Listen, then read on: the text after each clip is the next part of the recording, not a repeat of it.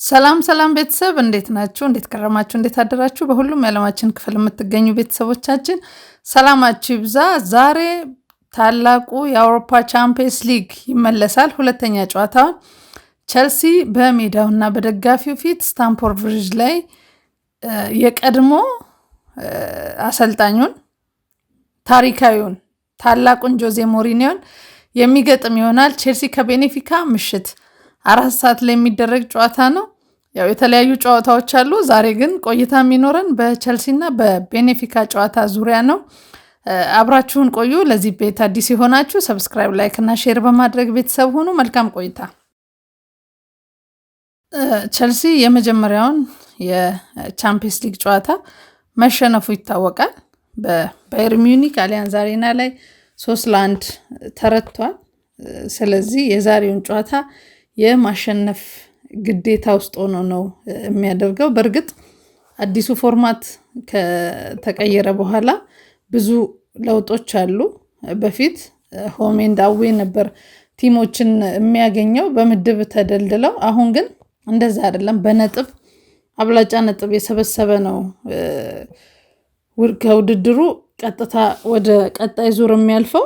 ስለዚህ እድሎች አሉ። 8 ጨዋታዎች ናቸው የሚደረጉት። ዛሬ በሜዳውና በደጋፊው ፊት ቤኔፊካን ይገጥማል። ቤኔፊካ ደግሞ በአለፈው ሳምንት ነው ጆዜ ሞሪኒዮን ወደ አሰልጣኝነት መንበር ያመጣው። ምክንያቱም ቤኔፊካ ራሱ በውጤት ማጣት ቀውስ ውስጥ ስለነበር አሰልጣኝ አሰናብቶ ነው ጆዜን የሾመው። ዛሬ በስታንፎርድ ብሪጅ በተዘመረላቸው እስካሁንም በደጋፊዎች ልብ ውስጥ በሚኖሩበት ሜዳ ጆዜ ሞሪኒዮ ዳግም ቸልሲን ለመግጠም መጥተዋል። የተለያዩ ክለቦችን ይዘው ይህንን ማድረግ ችለው ነበር። ስለዚህ ዛሬም ተመሳሳይ ነገር ይከሰታል። የቸልሲ ደጋፊዎች የሆነ ወቅት ላይ ዩናይትድን ይዘው የተወሰነ የተቃውሞ ድምጾች ጆዜ ሞሪኒዮ ላይ ሲነሱ በተደጋጋሚ ጊዜ ማየት ችለን ነበር። ምክንያቱም ዩናይትድን ጆዜ ከያዘ በኋላ የቸልሲ ደጋፊዎች ልባቸው ለጆዜ በመጠኑም ቢሆን አፈንግጦ ነበር ማለት ይቻላል። ደስተኞች አልነበሩም። ሜዳ ላይ በጣም ትልቅ ተቃውሞ ገጥሟቸው ነበር። እንደሚወዱኝ አውቃለሁ ብለዋል። አሁን የቸልሲ ደጋፊዎች እንደሚወዱኝ አውቃለሁ፣ እኔም ወደ ስታንፎርድ ብሪጅ ስመጣ ወደ ቤቴ እንደምመጣ ነው የሚሰማኝ። አሁን ግን ሰማያዊ አይደለሁም ምክንያቱም ቀይ ነኝ ብለዋል። የቤኔፊካ አሰልጣኝ እንደሆኑ ያው ይታወቃል። ይሄ የሚጠበቅ ነው።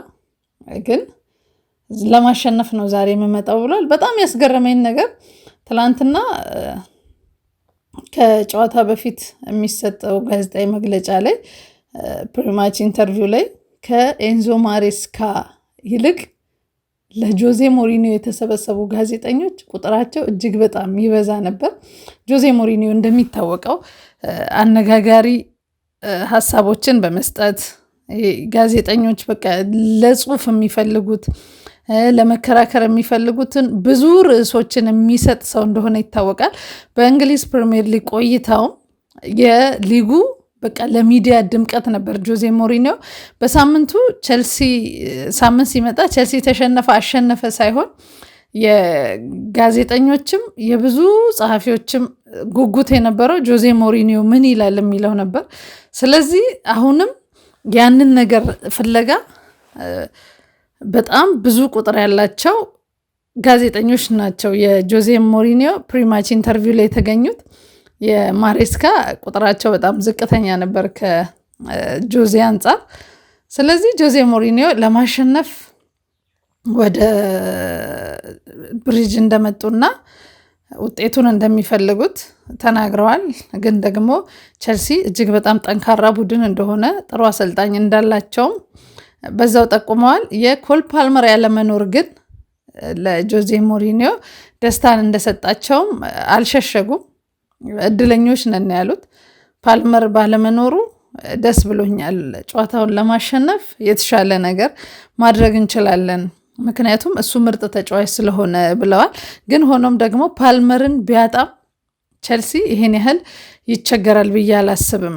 እኔ ከቲሜ ውስጥ አንድ ተጫዋች ባጣ የምቸገረውን ያህል ቸልሲ ይሄን ያህል ይቸገራል ብዬ አላስብም። ምክንያቱም ጥሩ ወጣት ምርጥ ታለንትር ተጫዋቾች ስላላቸው ብለው ሀሳባቸውን ሰጥተዋል። ኤንዞ ማሬስካን በተቃራኒው ቻምፒየንስ ሊግ በጣም ትልቅ መድረክ ነው። ስለዚህ በዛሬው ጨዋታ ለማሸነፍ ውጤቱን ይዞ አስጠብቆ ለመውጣት ደረጃውን የሊጉን የውድድሩን ደረጃ ማወቅ አለብን። ስለዚህ ለማሸነፍ ነው ወደ ሜዳ የምንገባ ብሏል። በጣም ያሳቀኝ አንደኛው ነገሩ ከትላንት በስቲያ በሰሯቸው ፕሮግራሞች ላይ ሰፋ አድርጌ አንስቼ ነበር። ለምንድን ነው በዲሲፕሊን እየተቸገረ ያለው ቲሙ የሚለውን ነገር ኤንዞ ማሬስካ ምን አለ? ባለፉት 5 እና 6 ወራት የተሸነፍ ነው 5-6 ጨዋታዎችን ብቻ ነው። ይቅርታ 5-6 ጨዋታዎችን ብቻ ነው። ስለዚህ 4ቱ ደግሞ ሽንፈቶች የመጡት በምንድን ነው? በቀይ ካርድ ምክንያት ነው። ስለዚህ እኛ ጥሩዎች ነን ምናምን ብሏል። በቀይ ካርድ ምክንያት ግን ከ6 ጨዋታ 4 ጨዋታ ሲሸነፍ አሁን ይሄ በኩራት የሚነገር አይደለም። እንደ አንድ አሰልጣኝ ቀይ ካርድ ቲሙ ቢያይ እንኳን እንዴት ነው ውጤት አስጠብቄ ልወጣ የምችለው ወይ ምን ማድረግ አለብኝ የሚለውን መስራትና ማስተካከል ሲገባው በ6 ወር ውስጥ የተሸነፍናት ጨዋታ እቺ ናት ብሎ ቁጥሩን አሳንሶ ከነሱም ደግሞ 4ቱ በቀይ ካርድ ምክንያት የመጣ ነው ብሎ ተናግሯል። ይሄንን ማስተካከል ካልቻለ አሁንም ቀጣይ ቸልሲ ቀይ ካርድ የሚያይ ከሆነ ጨዋታዎችን ማሸነፍ እንደማይችል ማረጋገጫ ሰጥቶናል። ከዛ ውጪ ትላንትና ለቸልሲ ደጋፊዎችም ራሱ ለኤንዞ ማሬስካ መልካሙ ዜና ከፕሬስ ኮንፈረንሱ በፊት ካይሴዶ፣ ጃው ፔድሮ እና ሳንቶስ ጉዳት የተወሰነ መጠነኛ ጉዳት አለባቸው። ስለዚህ በመጨረሻው ትሬኒንግ ነው የምንወስነው ብለው ነበር። ሆኖም ትላንትና በተደረገው የመጨረሻ ትሬኒንግ ጃው ፔድሮ እና ሞይስ ካይሴዶ ልምምድ ላይ መገኘታቸው ታይቷል። ይሄ ምናልባት ለቸልሲ ደጋፊዎች መልካም የሚባለው ዜና ነው በዛሬው ጨዋታ። ምክንያቱም አብዛኛው ተጫዋቾቹን በጉዳት አጥቷል። በተለይ የተከላካይ መስመሩ ባዶ ሆኗል።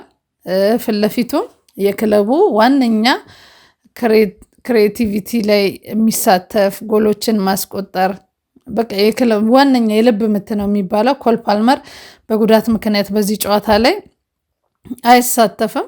ስለዚህ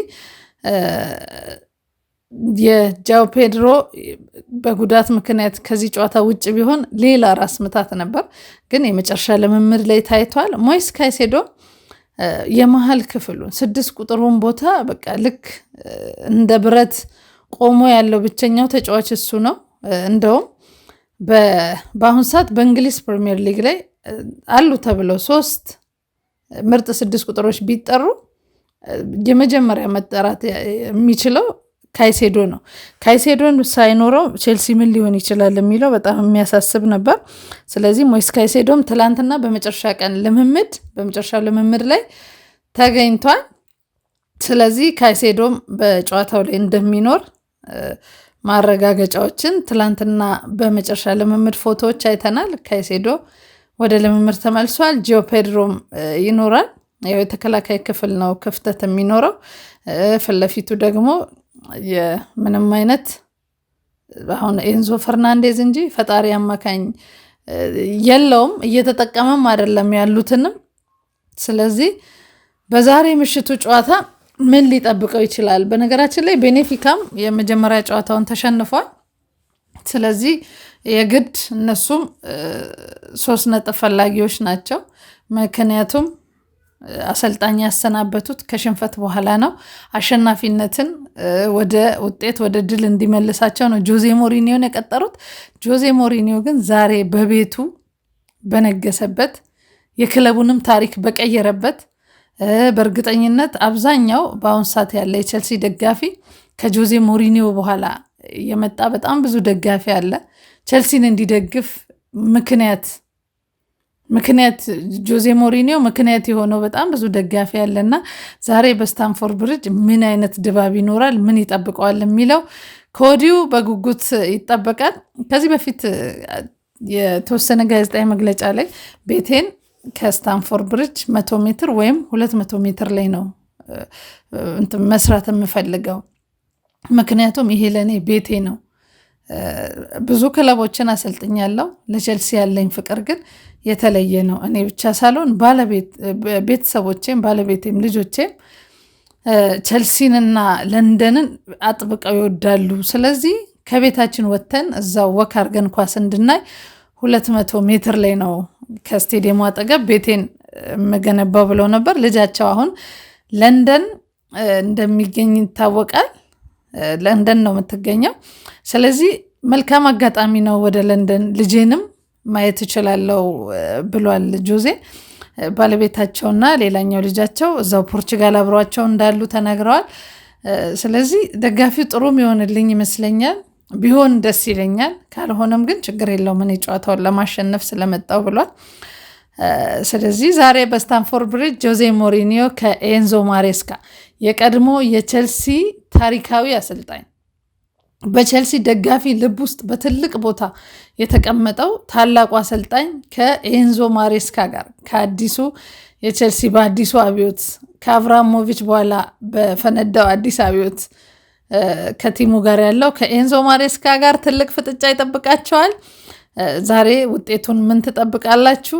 ምን ታስባላችሁ? እኔ በግሌ ዛሬ ቼልሲ የግድ የዛሬውን ጨዋታ ማሸነፍ አለበት። ጆዜን በእርግጥ በጣም የምወደው አሰልጣኝ ነው፣ ግን አዝናለሁ ከቼልሲ ስለማይበልጥ ማለት ነው። ስለዚህ የዛሬን የውጤት ምን ትጠብቃላችሁ? አሰላለፍ እንዴት ሊሆን ይችላል? ቼልሲ ለማሸነፍ ምን ማድረግ አለበት የሚለውን ሀሳብ አስተያየታችሁን አካፍሉን። ለዚህ ቤት አዲስ የሆናችሁ ሰብስክራይብ፣ ላይክ እና ሼር በማድረግ ቤተሰብ ሁኑ። መልካም ጨዋታ፣ መልካም ቀን፣ መልካም ውጤት። ሰላም ዋሉ።